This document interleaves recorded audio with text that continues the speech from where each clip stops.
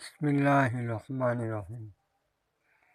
Kitab Hikam Ibnu Athaillah halaman 4. Bismillahirrahmanirrahim. Sawabikul himmamilatah rikul aswaral akdar. Artinya mendahulukan segala cita-cita itu tiada mencarikan ia akan segala kutur takdir, yakni tiada baginya yang berbuat, tetapi yang berbuat itu Allah Ta'ala juga dengan sendirinya. Maka tiada memberi bekas baginya pada barang yang telah ditakdirkan di dalam azal. Ya, tiada memberi bekas baginya pada barang yang telah ditakdirkan dalam azal. Bermula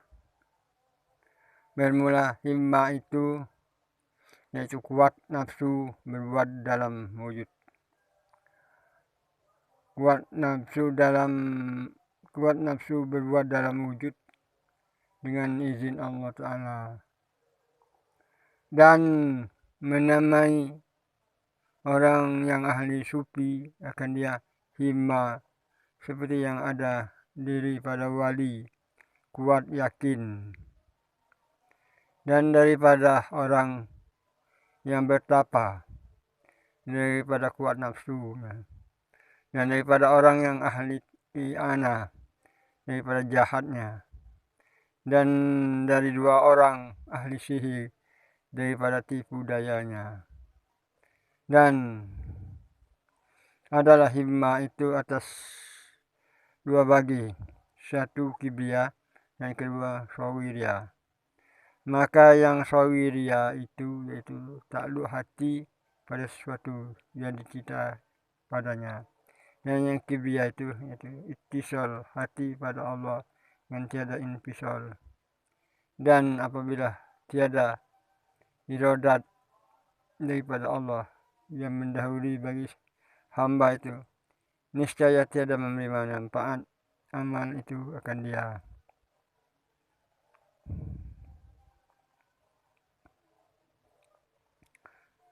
Dan dalam alif rahimahullah mendatangkan kepada masalah ini antara segala kalamnya dalam tadbir, karena meninggalkan akan dikau. Pada demikian itu bahwa wujud tadbir itu tiada diperoleh baginya dan tiada faedah, karena bahwasanya himmah berbuat itu apabila tiada memberi faedah ya kepadamu dan mencarikan yang akan segala kutur takdir, maka betapa tadbir faedah di dalam demikian itu.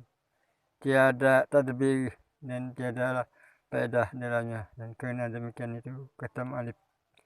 Ya sampai situ ya, sampai di katam alif. Alif nafsaka bitadbir. Ini sampai di sini Mak Manu nih, saudara-saudara yang terhormat. Apakah kita sudah dapat mengerti atau belum apa yang dikatakan dan pelajaran-pelajaran yang kita bacakan ini? Ini pelajaran yang langsung dari dalam kitab Hikam Ibnu Athaillah. Di sini kita ini kan galak bercita-cita, saudara-saudara. Setiap orang itu punya cita-cita, punya keinginan, punya maksud. Tapi cita-citanya dan keinginannya itu terbatas kepada sesuatu benda atau suatu maksud. Jadi maksudnya cita-citanya itu dari benda ke benda, dari maksud ke maksud, dari bayangan ke bayangan. Tidak mengerti cita-citanya itu kemana tujuannya. Nah ini kebanyakan kita manusia, ini kebanyakan manusia. Di antaranya umpama kalau umpama seorang wali ya, seorang wali mendapat sesuatu kelebihan daripada Allah Ta'ala, sehingga apa yang dikatanya itu terjadi, apa yang dikehendakinya itu terjadi, itu adalah merupakan suatu kelebihan. Nah kita ini kebanyakan melihat suatu kejadian-kejadian aneh seakan-akan di luar adat. Dikatakan di sini kan suatu kejadian yang di luar adat kemanusiaan biasa itu. Nah, kita ini banyak mengejar apa yang didapat oleh orang-orang itu, sudah diberikan oleh Allah kepada mereka itu. Nah kita mengikut pula, mengejar pula apa yang didapat oleh orang itu, yang didapat oleh mereka. Nah, kita mengejar itu sesuatu itu dengan hawa nafsu, syahwat dan dunia. Beda dengan uang itu, orang yang dahulu yang mendapat kurnia, limpah kurnia dari Allah itu, mereka itu bukan mengejar dengan itu yang dikejar, tapi barang itu ada limpah kurnia daripada Tuhan, sehingga dia dapat menjalankan sesuatu itu, mencari adat itu sudah tertentu di dalam takdir Allah kepada mereka itu di zaman azal, bukan karena mengejar sesuatu, karena kelebihan dan ketaatan dan keikhlasannya dari ibadah kepada Allah. Allah berikan sesuatu umpama terjadi pada para nabi dan para rasul. Kalau pada para nabi dan rasul itu adalah mukjizat. Kalau kepada wali-wali itu adalah karamat. Kalau kepada orang-orang mukmin yang saleh, mukmin yang baik, itu adalah maunah. Nah, kalau kepada bayi yang masih di bawah umur terjadi sesuatu kejadian yang aneh, nah itu menunjukkan bahwa bayi itu insya Allah di hari besarnya, di kemudian harinya dia akan menjadi orang besar. Nah orang besar apakah dia akan menjadi nabi, menjadi rasul, menjadi hamba Allah yang beriman, hamba Allah yang baik. Nah itu irhas namanya. Nah, kita ini kebanyakan tidak tahu, tidak ngerti perbedaan itu. Kan di sini uang yang didapat, uang yang bertapa, uang yang bertapa daripada kuat nafsunya. Uang yang bertapa itu dia menahan kuat nafsunya. Umpama dia pergi suatu ke gua, tidak makan, tidak minum, sehingga ada sesuatu yang dikehendakinya. Sampailah beberapa masa lamanya. Nah, ketika didapatinya sesuatu keanehan, keajaiban, kehebatan. Nah, itu dia sangka dengan kemauan nafsunya, padahal itu sudah ada dalam ketentuan takdir Allah, dalam iradat Allah. Nah, dia nyangka dia mendapatkan ilmu, suatu ilmu yang keajaibannya untuk menolong orang. Nah, dia puas dengan itu. Itulah uang yang kekuatan dan nafsunya. Dan daripada uang yang ahli ana, uang yang ahli ana ini terjadi daripada orang jahat. Itu ana sebangsa kekuatan sihir, itu setelah katakan ilmu hitam atau semacam itu ana namanya. Dari dua orang yang ahli sihir daripada tipu dayanya. Nah, orang ahli sihir, dua orang ahli sihir dari tipu dayanya itu, dan adalah himmah itu atas dua bagi. Himmah itu adalah dua bagi, satu kibriyah dan kedua sawiriyah. Maka yang sawiriyah, himmah yang sawiriyah itu yaitu takluk hati pada sesuatu, pada tiap-tiap takluk hati pada sesuatu yang dicipta padanya. Nah itu sawiriyah. Jadi takluk hati tadi menciptakan pada sesuatu yang akan didapatinya. Nah itu himman. Ini himman itu hatinya berhadap kepada sesuatu dan menghendaki sesuatu dari Tuhan. Nah itu himman. Dan yang kibria itu yaitu ittisal hati. Nah jadi himman yang besar itu dia mendapat ittisal hatinya itu pada Allah, dengan tiada ittisal hatinya itu langsung bersambung pada Allah dan tidak pernah putus-putus. Nah itu apabila tiada ada iradat daripada Allah yang mendahului bagi hamba itu, niscaya tidak memberi manfaat amal itu akan dia.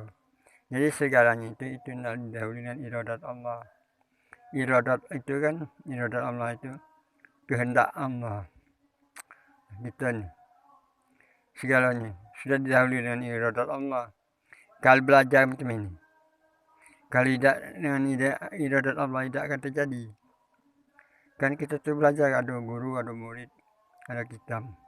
Kalau belajar kata guru kata kitab, baca tak? Ini tidak baca. Itu sudah sunnatullah, ada guru, ada murid, ada kitab. Itu makanya Nabi kita Muhammad SAW dia berhalwat, dia minta hanus di Gua Hira dalam beberapa masa lama namanya. Nah di situ kan belum ada gurunya, yang mana gurunya mana murid. Nah di situ Allah Ta'ala mengirim malaikat Jibril memberikan pelajaran, membawa ke wahyu langsung dari Allah. Itulah bacanya Iqra bismi rabbikal ladzi khalaq. Nah ini kan merupakan suatu pelajaran yang dibikin Allah kepada Nabi Musa, tapi melalui Jibril, wahyu. Jadi sampai 3 kali kan Nabi SAW membaca Iqra itu, sekali, 2 kali aku tidak bisa baca, 2 kali aku tidak bisa bacanya Jibril. Kemudian Jibril mendekap di Nabi SAW, didekap sampai diguncang-guncang, terus dibaca Iqra bismi rabbikal ladzi khalaq khalaqal insana min 'alaq. Nah, Iqra wa rabbukal akram allazi 'allama bil qalam 'allamal insanu ma lam ya'lam. Nah, setelah itu baru masuk kalimat-kalimat itu masuk ke lubuk hati Nabi yang paling dalam, sehingga badannya gemetar, menggigil, dan dia seakan merasa ketakutan sampai dia berpikir bertanya-tanya, apakah ini termasuk jin, apakah ini termasuk sihir, ataukah ya sudah lepas oleh Jibril sehingga terngiang kalimat Iqra itu. Nah ini tahapan yang pertama yang harus didapat. Ini kepada Nabi SAW itu mujizat. Al-Quran itu kan mujizat. Nah, kenapa kalau kita dewek sebagai umat pengikut Nabi SAW tidak terasa bahwasanya mujizat Nabi SAW itu kan mujizat Al-Quran kepada diri kita. Nah ini kebanyakan kita ini nak mencari kesaktian, kemujizatan, kekeramatan, tapi mujizat keramah Al-Quran itu kenapa tidak tumbuh pada diri kita. Nah ini tak.